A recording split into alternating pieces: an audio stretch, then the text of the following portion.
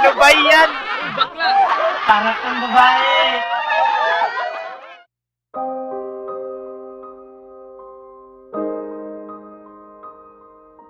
The mentality there is that girls are weak. Girls can fight. Girls can't do anything but be all sweet and kanang magbinutan lang sila, sila like they're just sitting with Hinhin. hinhinon.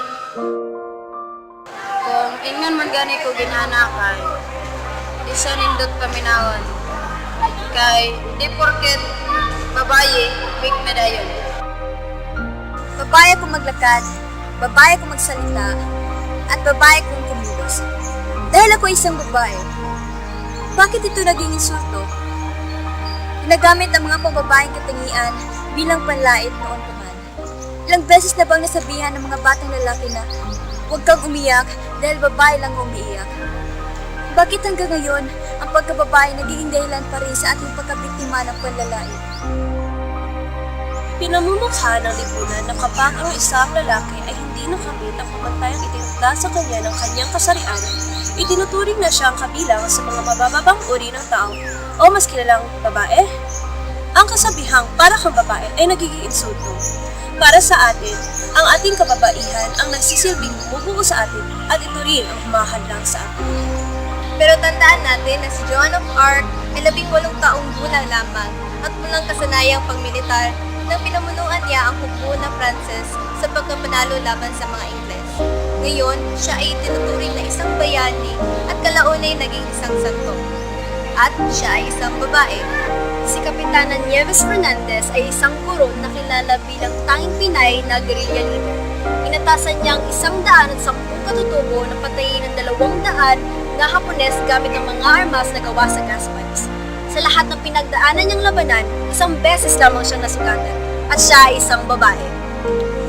Hidelin Diaz, isang weightlifter at isang piloto. Siya ang pinakaunang Pinay na nakapagpanalo ng medalya sa Olympics. Nakapag-uwi siya ng isang silver medal na nakapagtapos sa pagkauhaw ng mga Pinoy sa Olympics. Siya ay isang babae. Si Queen Elizabeth I ang nagaharing reyna sa isa sa pinaka-maunlad na kapanahunan ng Inglaterra noon.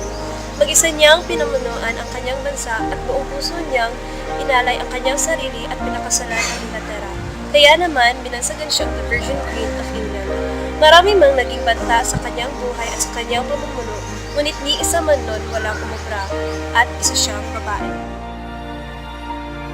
Huwag nating kalimutan ang ating mga ina at ang mga babaeng sinakripisyong kanilang oras para lang sa ating kinabukasan. Nagpakita sila ng mga katangian na mas kahanga-hanga pa kumpara sa mga lalaki. Pinapaalala rin namin na ang babae ang mismong buwal sa iyo at magbigay buhay, hindi para laitin at sirain ang kanilang kasarian. Hindi nagiging hadlang ang aking kasarian sa pagiging leader. Kasi lahat ng mga gawain ng lalaki ay kaya rin namin ang mga babae dahil naniniwala ko ang pagiging leader ay wala sa kasarian. Ang naman po ang maraming salamat. What man can do, women can do better. Bilang isang babae, hindi kami papayag na gawin panlalait ang aming kasarian. Ang pagiging babae ay isang karangalan at kalakasan.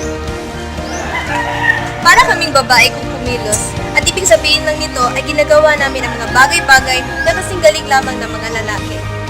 Ibig sabihin, ang pagiging babae ay hindi dapat itinuturing na isang hadlang. Ako ay isang babae at ipinagmamalaki ko ito.